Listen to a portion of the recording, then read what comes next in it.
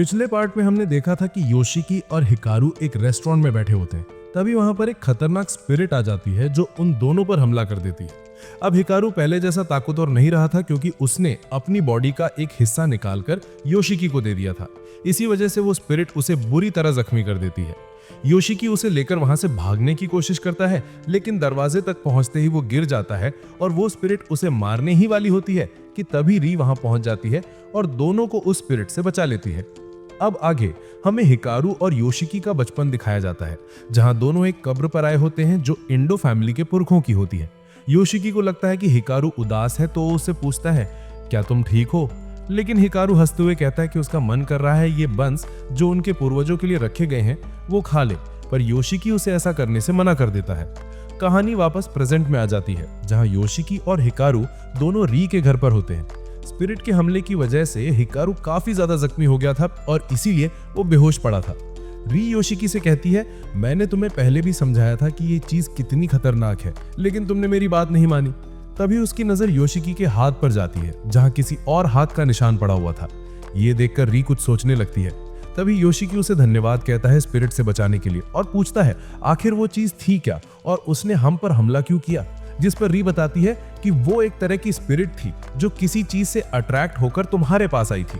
वैसे तो ये स्पिरिट्स कभी भी हमारी दुनिया में ऐसे ही नहीं आती, लेकिन जब इन्हें कोई चीज खींचती है तो ये अपनी दुनिया से निकलकर इंसानों की दुनिया में पहुंच जाती है।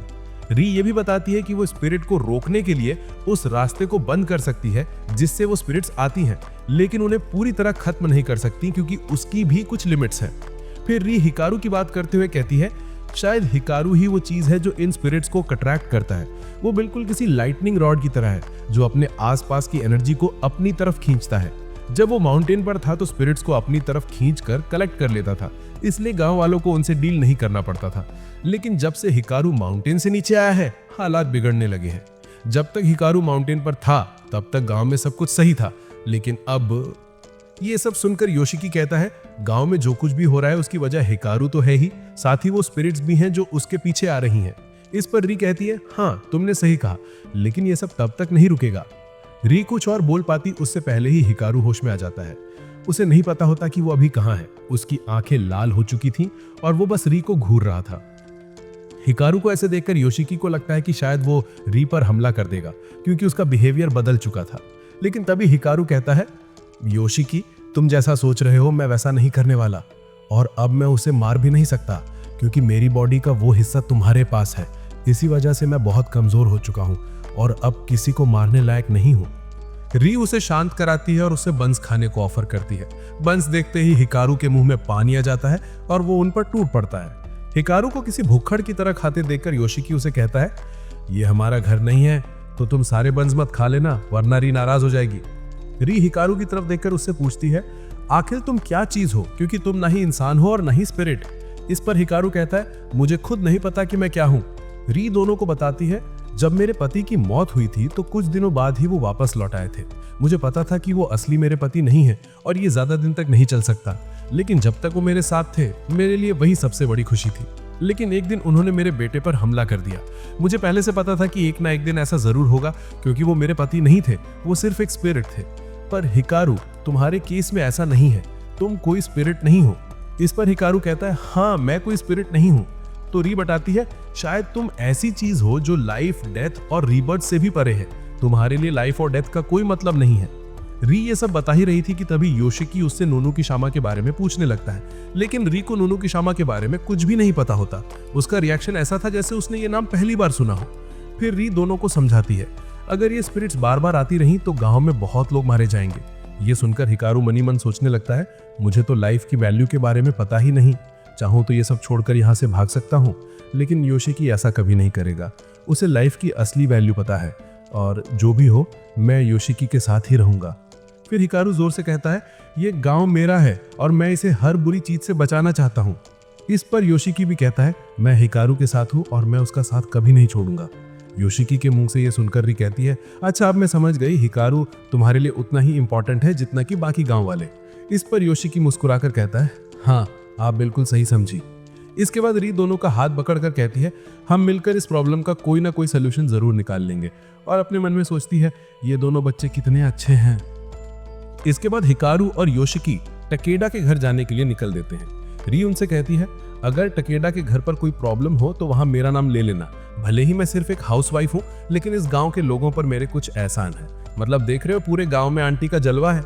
खैर योशिकी तो वहां से निकल जाता है, लेकिन हिकारू अभी भी वहीं बैठा अपने जूते पहन रहा था।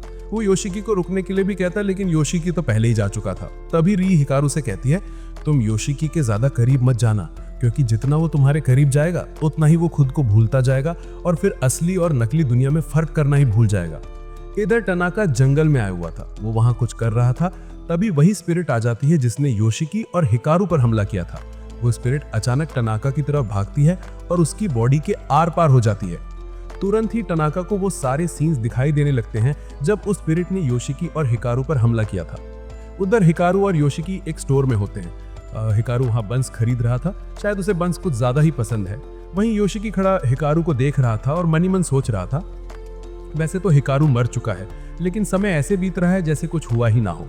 बंस खरीदने के बाद हिकारू वहां से चलने को कहता है, लेकिन योशिकी उसे रोकता है और कहता है, मुझे एक जरूरी काम है, तुम अकेले घर चले जाओ, मैं काम खत्म करके तुमसे मिलने आ जाऊंगा। वहां से निकलकर योशिकी एक ऐसी जगह पहुंचता है जहां असली हिकारू की कब्र होती है। इसके बारे में किसी को नहीं पता, क्योंकि सबके लिए तो हिकारू जिंदा है। योशिकी कब्र पर बंस रखता है और बीते पलों को याद करने लगता है, लेकिन तभी हिकारू वहां आ जाता है। आखिर वो योशिकी का पीछा इतनी आसानी से कैसे छोड़ सकता था। उसने उसका पीछा किया और यहीं तक पहुंच गया। असली हिकारू की कब्र देखकर फेक हिकारू योशिकी से पूछता है, आखिर मुझ में और असली हिकारू में फर्क क्या है। इस पर योशिकी बताता है, वो सबसे अलग था। वो किसी बच्चे जैसा नहीं था जैसे तुम हो। वो लोगों को तुमसे कहीं बेहतर समझता था। भले ही उसकी उम्र कम थी, लेकिन वो एक मैच्योर इंसान जैसा था। पर अब वो जा चुका है और वो कभी वापस नहीं आएगा। हिकारू फिर पूछता है, क्या तुम्हें वो पसंद था। ये सुनकर पहले तो योशिकी चुप हो जाता है, फिर अचानक वो हिकारू की तरफ देखता है, उसकी शर्ट पकड़ लेता है और कहता है, इस सब से मेरा कोई लेना देना नहीं है। योशिकी की ये बात सुनकर हिकारू निराश हो जाता है और कहता है, मुझे पता है कि मैं इंसान नहीं हूँ और ना ही मेरे अंदर फीलिंग्स हैं, लेकिन फिर भी मैं बेहतर इंसान बनने की कोशिश कर रहा हूँ। ये सुनकर योशिकी खुश हो जाता है कि कम से कम हिकारू ऐसा सोचता है। घर पर आकर दोनों नुनु की शामा के बारे में और जानने की कोशिश करते हैं। अभी तक उन्हें बस इतना पता था कि नुनु की शामा एक गॉड थे जो लोगों की इच्छाएं पूरी करते थे चढ़ावे के बदले। लेकिन एक बार आए फैमिन में जब बहुत से लोग मर गए तो लोगों का उन पर से भरोसा उठ गया। गांव वालों ने माउंटेन पर जाकर उनकी पूजा करना बंद कर दिया और इसके बाद गॉड ने भी माउंटेन से नीचे आना बंद कर दिया।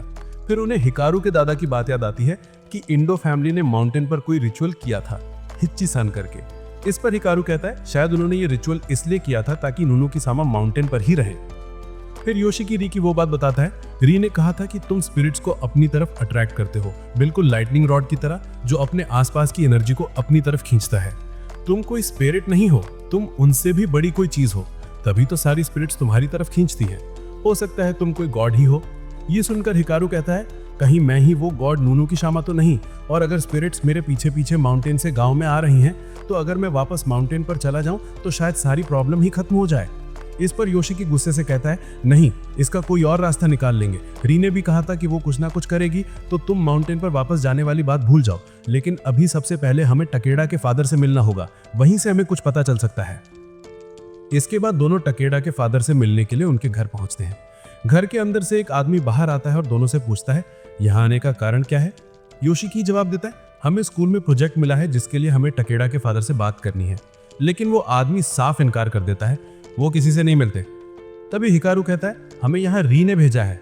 बस ये सुनते ही वो आदमी तुरंत मान जाता है और दोनों को घर के अंदर ले जाता है। सच में आंटी का जलवा पूरे गांव में चलता है। घर के अंदर जाकर दोनों टकेदा के फादर के सामने बैठे होते हैं।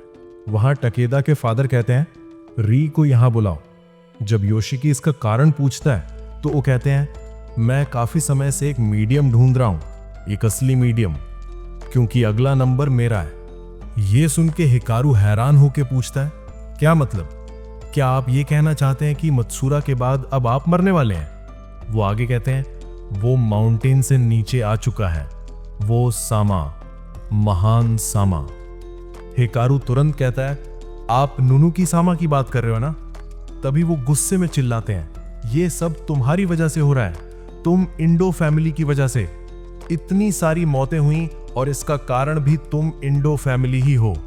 इसीलिए तुम्हारे परिवार को हर पीढ़ी दर पीढ़ी माउंटेन पर जाकर लौटाना पड़ता है जो उन्होंने वहां से पाया था। ये सुन के योशिकी पूछता है, आप किस बारे में बात कर रहे हैं? कहीं आप उस फैमिन की बात तो नहीं कर रहे? बूढ़ा गुस्से से बोलता है, वो सिर्फ एक फैमिन नहीं था, वो एक शाप था। हिकारू पूछता है, आखिर इंडो फैमिली ने किया क्या था? ये सुन के बूढ़ा और भड़क जाता है। वो अपना खाना हिकारू पर फेंक देता है और चिल्लाता है, तुझे ये भी नहीं पता कि रिचुअल फेल क्यों हुआ था? तुझे ये भी नहीं पता कि तेरे नाम में इंडो क्यों आता है? जाकर अपने मंदिर पर देख। अब बूढ़ा पूरी तरह बेकाबू हो चुका था। योशिकी उसे रोकने की कोशिश करता है, लेकिन हिकारू समझ चुका था कि बहुत देर हो चुकी है। बूढ़े का बिहेवियर अचानक बदलने लगता है। वो कहता है, मैंने उसे माउंटेन पर देखा था, और तभी उसका चेहरा बदलने लगता है। यह देखकर दोनों की हालत खराब हो जाती है। बूढ़ा अपनी तलवार उठाता है और उन्हें मारने ही वाला था कि तभी अचानक तनाका वहां आ जाता है। वो बूढ़े का हाथ पकड़ लेता है और धक्का मार के उसे दूर फेंक देता है। फिर वो तुरंत हिकारू की तरफ मुड़ता है और एक ही बार में तलवार से उसका गला काट देता है। हिकारू का कटा हुआ सर सीधा योशिकी के सामने आकर गिरता है। तनाका कहता है, मुझे पहले ही लग रहा था कि बूढ़ा खतरे में है। इधर योशिकी को कुछ भी समझ नहीं आ रहा था। वो हिकारू का सर उठाता है। उसे यकीन ही नहीं हो रहा था कि उसके हाथ में हिकारू का कटा हुआ सर है और कि हिकारू सचमुच मर चुका है। और यहीं पर ये एपिसोड खत्म हो जाता है दोस्तों। मुझे पता है ये वीडियो काफी छोटी है, लेकिन अभी इसके बाकी एपिसोड्स रिलीज ही नहीं हुए हैं। जैसे ही अगला एपिसोड आएगा मैं उस पर भी वीडियो जरूर बनाऊंगा। पहले मैंने सोचा था कि सारे एपिसोड्स आने के बाद एक लॉन्ग वीडियो बनाऊं, लेकिन तुम लोगों की डिमांड बहुत ज्यादा थी इस सीरीज के नेक्स्ट पार्ट के लिए, इसलिए मुझे ये वीडियो बनानी पड़ी। अब अगला पार्ट तभी आएगा जब इसका अगला एपिसोड रिलीज होगा। तब तक के लिए वेट करना पड़ेगा। खैर, तब तक के लिए गुड बाय, मिलते हैं अगली वीडियो में।